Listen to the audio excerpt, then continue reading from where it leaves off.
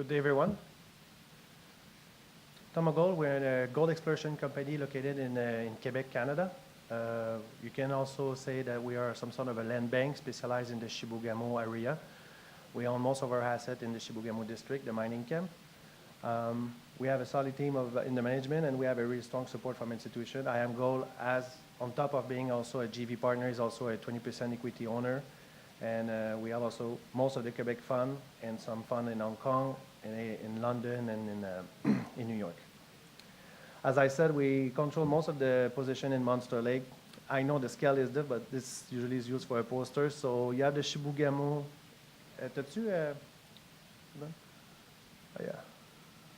Doesn't work. Anyway, Chibougamau is maybe 6 hour drive, 6-8 hours. It's 1 hour and a half flying distance. In Chibougamau, the joint venture with TomaGold is Monster Lake, Winchester, and Lac Halogène. And over the years, over 2 years, we've compiled and we acquired most of the ground that possess the favorable horizon, so which is threefold: the Fancam Fault, the Monster Lake, and the Guercheville Fault, that all control on that strike.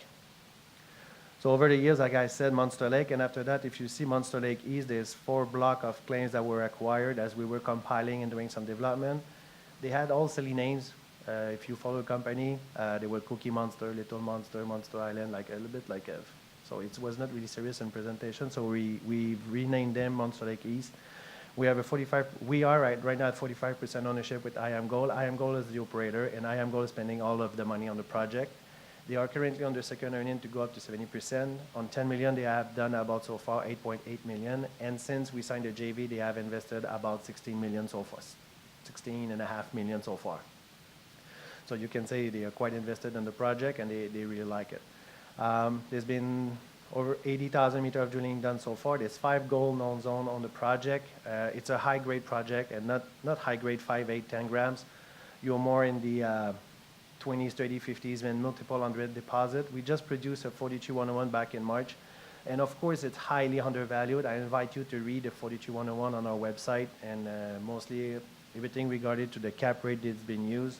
So if you have a geological background or mining engineering, you can easily extract and extrapolate what's really down there. Right now, we're at 433,000 ounces at 12.1 gram ton. The cap they've used is 20 to 150 gram, and the cutoff is at 3.5. The mean on cut, as reported in the 42-101, is 29.6 gram ton. I invite you to read carefully that chapter, and geostatisticians for resource development are really careful and prudent on their numbers because you never want to backtrack your forecast. But we're highly confident that right now the current market price, the development of the company is highly undervalued based on what we have at Monster Lake and the future development we can extract from that. So the resource estimate, just one last word on this, was done on the Megan 325. So as I said, there was 5 zones. So Megan is a zone that's maybe 300 meters large by 500 meters deep, and it's probably 10 meters thick. Back in June, we released the result of last winter drilling because they drill all Monster Lake. You drill the project mostly in winter, and after that, you get the result out in the late spring, early summer.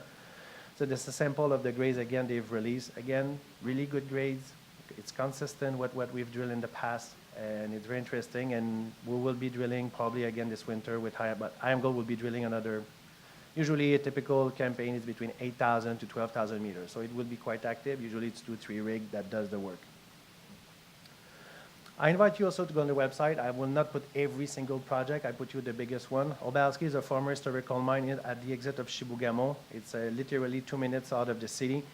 In historical word, it's 60,000 meters of drilling. That's why we acquired it. It's 60,000 meters of drilling, 230 holes, 1 shaft, 2 levels of development, 2 ramps. In today's money, to repeat the same development, it will cost about 21 million. We made a study. Why did we acquire that? Well, we saw a lot of potential for a polymetallic copper, gold, silver deposit. It was, you had no basically technically modern compilation done on the project. So we saw an edge there. We bought it for less than $1 million, knowing we will have quite a significant knowledge with the deposit that was done. In 2012, there was a drilling campaign that was done. This is a sample of modern, I would say, grades that was drilled. There was no follow-up on this. The grade are quite decent. To put you in perspective, when we started doing the compilation, the project was drilled since 1924. There was 5 previous owners. These 5 owners came and they did most of them like between 5 and 10, 15,000 meters of drilling. And over time, they kind of, I don't want to say am I speaking French? No, I'm speaking English, right? Sorry. I'm thinking French at the same time, sorry. So over time, they kind of lost track of the geological setting. And as stupid as it sounds, when they started to do most of the early work, I just put you in perspective, it's just a quick story. In 1924, when they were doing the location of the drill hole, it was really simple. You go on the main road, you walk 200 feet, you look for the tape on the maple tree. 500 feet from there, you should find your first casing. Of course, 10, 20, 30 years later, there's no tape, there's no tree, and then try to find the casing. So when we did the compilation, basically what we identified, and that's what we targeted with the drill in 2017, the 5 major grid of positioning for the hole were kind of displaced by about 500 feet on average. So from where you were supposed to file hole number 13, it was off by maybe 200 feet, and hole number 30 was off by another 200 feet. So basically, when we discovered that, doing all the compilation, because there was nothing done in GEMCOM Map M4, it was all paperwork, drawing, it was quite a significant job to do. We validated that thing by doing 10 holes.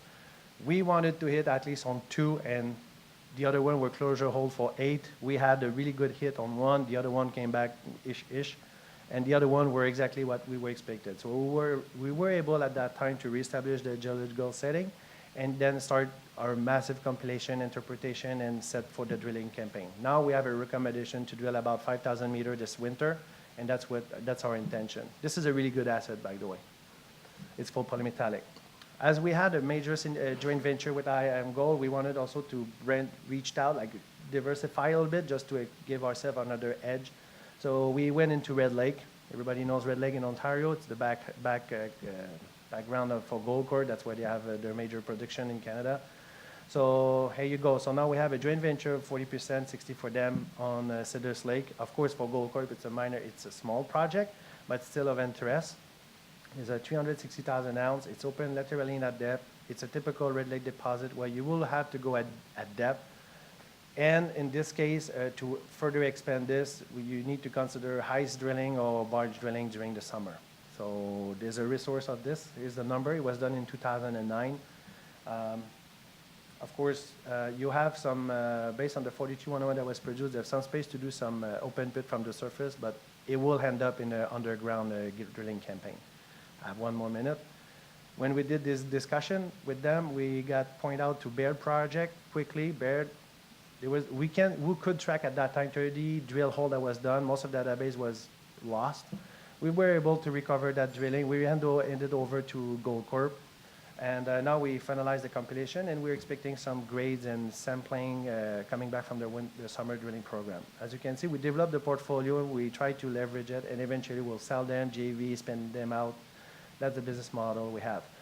Next step, like I said, Monster Lake in Quebec, we drill in winter. Winter is the best time to drill. Everything is hard frozen. You don't have to worry about the small lakes, small river and stuff.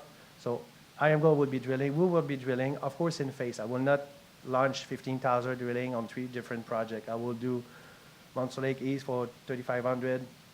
Probably after that, move to Obalski and finish on Hazard, because Hazard is one of the only one where we can drill almost all year long. So we will try to focus on that.